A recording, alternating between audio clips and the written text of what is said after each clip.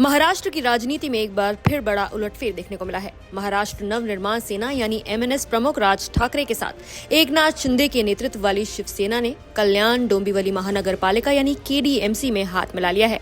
इस नए स्थानीय गठबंधन का मकसद साफ है, बीजेपी को नगर निगम की सत्ता और मेयर पद से दूर रखना। इस गठबंधन को लेकर शिवसेना शिंदे गुट और एमएनएस के स्थानीय नेताओं के बीच बैठक हुई, जिसमें सत्ता गठन की रणनीति पर चर्चा की गई।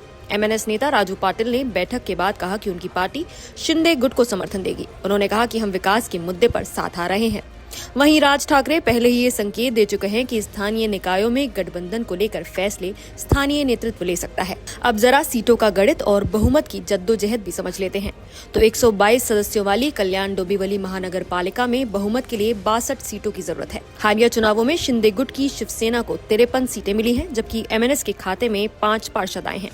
इस तरह दोनों की संयुक्त संख्या 58 हो जाती है, जो बहुमत से कुछ ही दूर है। बीजेपी को 50 सीटें मिली हैं, जबकि उद्धव ठाकरे गुट की शिवसेना यानी यूबीटी को 11 सीटों पर संतोष करना पड़ा है। कोंकण भवन में हुई एक हाई लेवल मीटिंग के बाद शिंदे गुट के सांसद और एकनाथ शिंदे के बेटे श्रीकांत शिंदे ने इस गठबंधन की पुष्टि की। उन्होंने ये भी संकेत दिए कि उद्धव ठाकरे गुट के कुछ पार्षद इस गठबंधन में शामिल हो सकते हैं। ऐसा होने पर शिंदे गुट और एमएनएस बहुमत का आंकड़ा आसानी से पार कर लेंगे। हालांकि महाराष्ट्र में बीजेपी और शिंदे गुट राज्य स्तर पर महायुति का हिस्सा हैं, लेकिन कल्याण डोंबिवली में दोनों के बीच मेयर पद को लेकर टकराव खुलकर सामने आ गया है।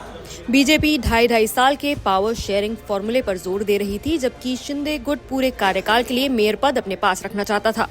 इसी खींचतान के बीच एमएनएस का समर्थन शिंदे गुट के लिए अहम हो गया। कल्याण डोंबिवली का ये सियासी घटनाक्रम ऐसे समय में सामने आया है जब मुंबई की बृहन मुंबई महानगर पालिका यानी बीएमसी को लेकर भी सस्पेंस बना हुआ है।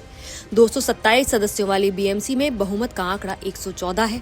बीजेपी शिंदे सेना गठबंधन के पास 118 वार्ड है। इसके बावजूद मेयर पद को लेकर अब तक सहमति नहीं बन पाई है। कुल मिलाकर राज ठाकरे और शिंदे गुट की ये नजदीकी न सिर्फ कल्याण डोंबिवली में बीजेपी की मुश्किलें बढ़ा रही है, बल्कि महाराष्ट्र की नगर निकाय राजनीति में नए समीकरणों के संकेत भी दे रही है। महाराष्ट्र की राजनीति आगे क्या मोड़ लेती है, ये तो वक्त ही बताएगा। फिलहाल आप इस मुद्दे पर क्या कहेंगे, हमें कमेंट करके जरूर बताइए। नमस्कार, मैं हूं मानक गुप्ता। अगर आपको हमारा ये वीडियो पसंद आया हो तो इसे लाइक और शेयर जरूर करें, और हाँ, हमें सब्सक्राइब और फॉलो करना ना भूलें, ताकि आप देश और दुनिया की कोई खबर मिस ना करें। तो जुड़े रहिए हमारे साथ और देखते रहिए न्यूज़ 24।